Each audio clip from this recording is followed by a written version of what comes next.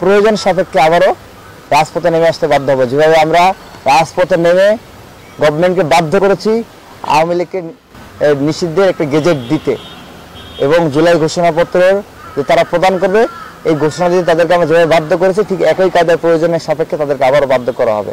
আমরা চাই না বারবার আন্দোলন করতে, বারবার আন্দোলন করে আমরা মানুষকে দুর্ভোগের মধ্যে ফেলতে চাই না। কিন্তু সরকার বিভিন্ন ধরনের কলকাঠি নেড়ে তারা বিভিন্ন ইস্যু দিয়ে জনগণকে ভুলিয়ে রাখতে চায় সবসময়, সে কারণে তারা এই ধরনের নোংরামিগুলো করে থাকে। আমরা সরকারের প্রতি আহ্বান জানাবো, জনগণের ভাষা বুঝুন। 5 আগস্টের পরবর্তী সময় ছাত্র জনতার আর একটা আন্দোলন করার প্রয়োজন ছিল না, কিন্তু আপনারা ছাত্র জনতার কথা রাখেন নাই। বারবার ছাত্র জনতার বিরুদ্ধে অবস্থান নেওয়ার কারণে শিক্ষার্থীদেরকে, শ্রমিকদেরকে, কৃষকদেরকে বারবার আন্দোলনে নামতে হচ্ছে। আমরা এই ধরনের বিষয়গুলো দেখতে চাই। আমরা আশা রাখবো সরকার আমাদের প্রতি এবং দেশের মানুষের প্রতি সদয় হবে এবং সরকার জনগণের ভাষায় কথা বলার চেষ্টা করবে।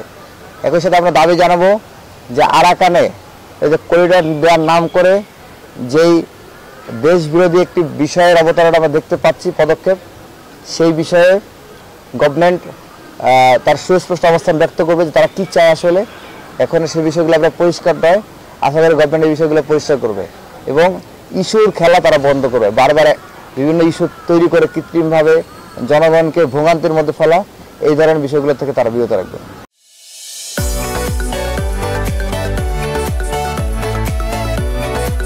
দেখুন, আমরা যে কোনো বিচার বহির্ভূত হত্যাকাণ্ডের বিরোধী। আমরা চাই না কোনো মানুষ নির্বিচারে হত্যা হোক, সে যতই অপরাধী হোক না কেন। তার যদি শাস্তি মৃত্যুদণ্ড হয় সেটি হবে আইনের মাধ্যমে। আমরা মব জাস্টিসে বিশ্বাসী নই এবং আইন শৃঙ্খলা রক্ষাকারী বাহিনীর যে বিচার বহির্ভূত ক্রস ফায়ার হত্যাকাণ্ড আমরা অতীতে সংঘটিত হতে দেখেছি, আমরা এগুলো সম্পূর্ণ বিরুদ্ধে। আমরা মনে করি এগুলো মানবতার বিরুদ্ধে অপরাধ।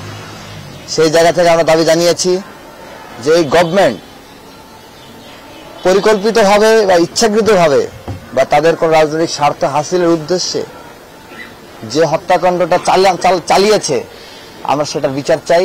আমাদের প্রেস রিলিজেও সেটা আছে যে 28 ফেব্রুয়ারিতে যে হত্যাকাণ্ডটা সংঘটিত হয়েছে সেটার বিচারও আমরা চাই। আমরা চাই ন্যায় বিচার। আমরা চাই না যে কোনো মানুষ যদি অপরাধ করে তাকে রাস্তায় আপনি গুলি করে মেরে দিবেন, এই অধিকার আপনার নাই। সে যদি অপরাধ করে আপনি তাকে আইনের মাধ্যমে শাস্তি দিন, ন্যায় বিচারের মাধ্যমে বিচার করুন।